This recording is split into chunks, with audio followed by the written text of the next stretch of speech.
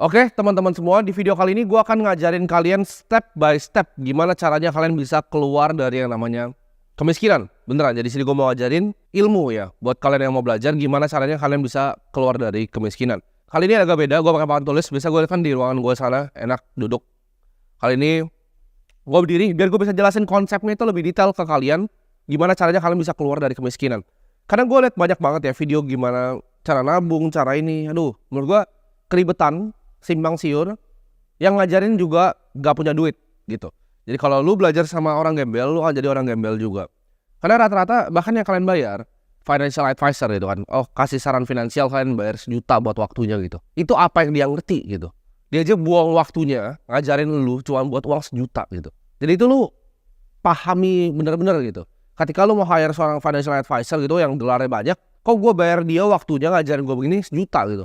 Berarti waktunya semurah itu, berarti nggak punya duit ya. Jadi dia juga nggak tahu apa yang dia omongin.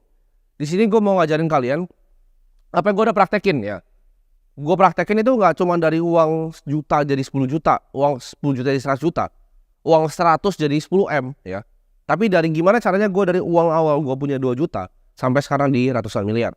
Gue akan kasih kalian ya sangat detail. Lu nggak perlu video lain, lu cuma perlu nonton satu video ini. Karena ini udah cukup detail untuk kalian bisa paham. Nah yang pertama ya, kita harus belajar tentang yang namanya human capital dan juga financial capital. Apa itu human capital? Human capital itu adalah kita kan sebagai manusia kita bisa bekerja ya, kita bisa punya income, kita bisa punya waktu, kita bisa cari duit. Nah dari human capital ini itu akan mendegradasi seiring waktu. Buat tadi bilang, oh tapi kan kita nanti bisa cari duitnya lebih banyak di masa depan. Iya betul, untuk orang bodoh ya. Tapi kita tahu manusia itu fisiknya makin tua itu justru makin turun, bukan makin naik ya. Kita secara biologis ya, kecuali nggak tahu nanti ada DNA sequencing atau teknologi yang bisa bikin kita hidup selamanya. Tapi selama kita masih mati di rata-rata Indonesia umur 71-74, ini akan degradasi ya. Jadi orang bilang kan, masa muda kalian happy-happy dulu, senang-senang dulu. Enggak, masa muda justru lu hajar yang kerja paling tinggi. Kenapa? Karena energi lu paling banyak, lu berpotensi untuk dapat duit juga paling banyak di masa muda. Nah, financial capital ini adalah apa? Financial capital ini adalah uang yang kita telah kumpulkan seumur hidup kita. Jadi ya itu, sesimpel itu. Jadi begitu human capital ini awalnya pasti tinggi karena kita masih muda, banyak energi, banyak waktu. Banyak yang salah kaprah ya. Kalian mikir, oke, gue punya uang 1 juta rupiah, ya kan? 1 juta rupiah gue mau pakai untuk investasi apa? Terus lu punya uang 10 juta nih bahkan ya. Lu hire advisor 1 juta gitu kan. Dia saranin lu 4 juta beli saham ini, 2 juta beli obligasi ini. Sisanya dana darurat. Itu lu goblok dan jadi miskin terus seumur hidup lu ya. Makanya ini step by step nih, gimana cara lo keluar dari kemiskinan ya. Financial capital, jangan, ini kalau misalnya lu masih mulai nih, ini umur 20 tahun di sini ya. Lu umur 20 tahun, ini pasti kecil. Jadi kalau lu cuma punya uang 1 juta, jangan fokus sama investasi. Ya. Fokus yang namanya, ini gue jelasin, namanya savings rate ya. Savings rate ini apa ya, teman-teman? Savings rate, ini gue tulis S di sini ya. Rumusnya sangat sederhana, tapi ini rumus yang lo harus ingat. Ya, ini pokoknya uang di atas ini ya, biar gampang formulanya. Itu adalah uang yang lu tabung. Uang yang lu bisa tabung berapa? Misalnya, lu bisa tabung uang 5 juta ya. 5 juta setiap bulan. Total income lu berapa? Total income lu taruh di bawah, 20 juta ya, 20 juta. Nah, S-nya berapa ya? 5 juta dibagi 20 ya. Jadi lu dapat savings rate-nya 25%. Nah, ini bagus atau enggak? Bagus untuk orang rata-rata ya. Cuman tolonglah gitu, kalau lu punya income 20 juta ya, lu at least tabung 10 lah. Ini 25. Nah makanya balik lagi kan, orang selalu bilang, financial advisor selalu bilang, oh kalian targetin 10% yang kalian tabung dari kalian punya ini ya. Terus pakai acara lah 50, 30, 20. Nggak perlu 50, 30, 20 itu semua nggak ada yang penting ya. 50 untuk biaya hidup. Terus nih dia aja apa? 50, 30, 20 ya kan. 50 itu dipakai untuk biaya hidup, 30% dipakai untuk gaya hidup bahkan kan. Untuk senasel 20% ditabung gitu. Sekarang gue tanya lo, kalau income lu 1 miliar per bulan, 500 juta lu pakai buat apa di Indonesia? Nah terus 3 juta pakai senasel 22 juta lu tabung. Itu formula orang tolol, makanya miskin semua yang ngajarin itu. Gak bisa gitu, gak bisa pakai begitu cara mikirnya ya. Kita akan pakai namanya nanti spending cap. Jadi spendingnya yang kita cap. Karena kan ini rumus di atas ini adalah total pendapatan kita dikurang total pengeluaran kita. Dapat kita 5 juta di sini ya. Jadi kalian paham angkanya 25% ini. Ini penting. Kalau orang ngajarinnya 20%, 15%, gue ngajarinnya 80 ya. Ini angkanya, sweet spot nih. Ya, Pareto 80-20. 80%. Bare minimum. Lu kalau mau dengerin omongan gue mau jadi kaya, bare minimum. Kenapa? Karena begitu human capital kita lagi tinggi, kita harus tembak semuanya ke bawah. Biar financial capital kita ketemu ini. Nah, ini rata-rata di Indonesia atau di dunia, itu di angka 65 ketemu. Ketika titik ini ketemu, ya, lu pensiun.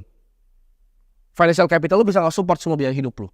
Dan lu gak usah pernah kerja lagi karena human capital lu nih di umur 74 nih mati nih, degradasi di sini. Lu udah koit gitu.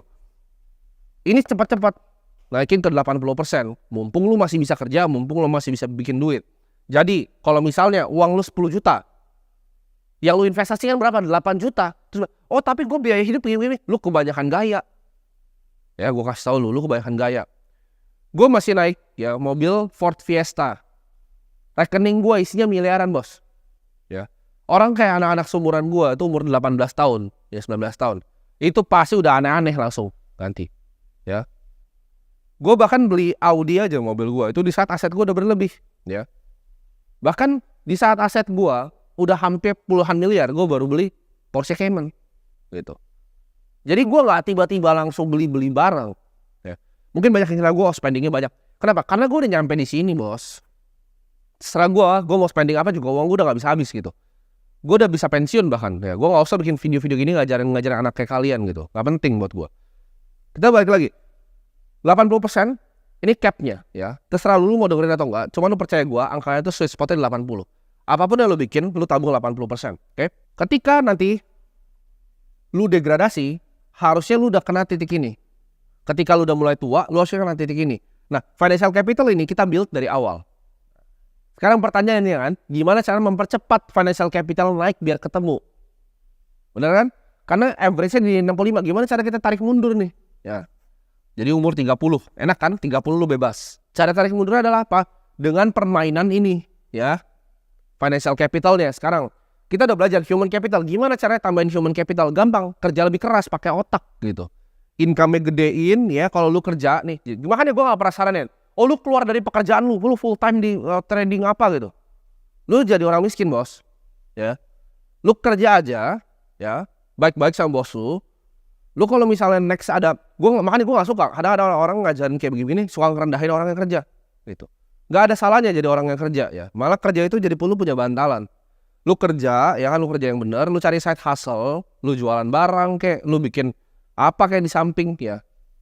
Jangan samain financial capital sebagai human capital. Ini orang banyak yang tolol gitu. Ya, ini dua hal berbeda.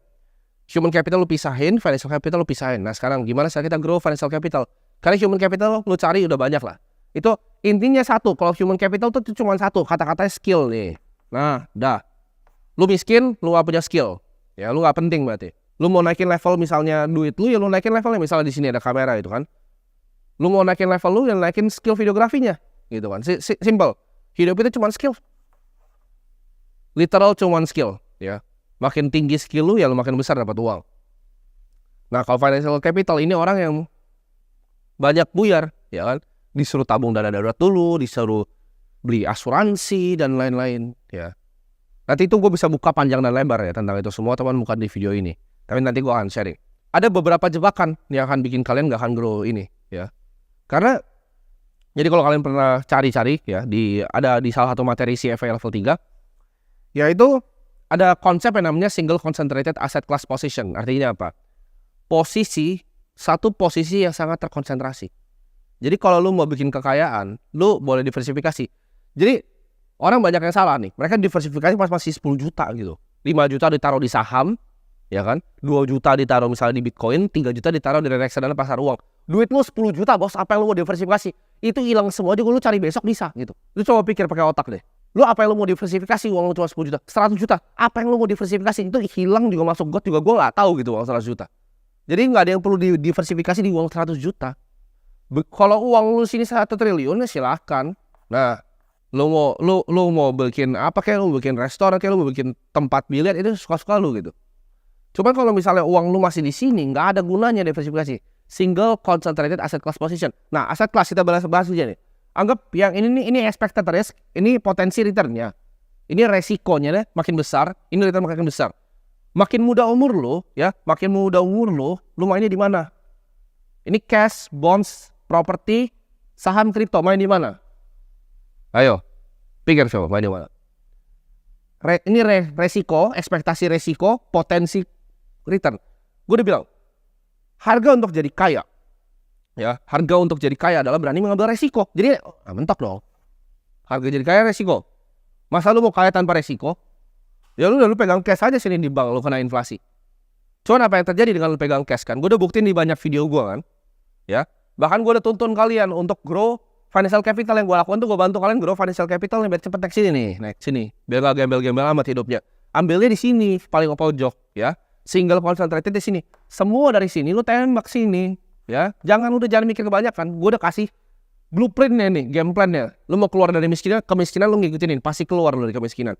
Kalau dia ngajar, oh lu 10 juta, lu taruh sini, ya. Terus lu nanti punya 2 miliar, 400 juta lu pakai untuk cicil buat beli properti kos-kosan, lu pasti jadi gembel aja.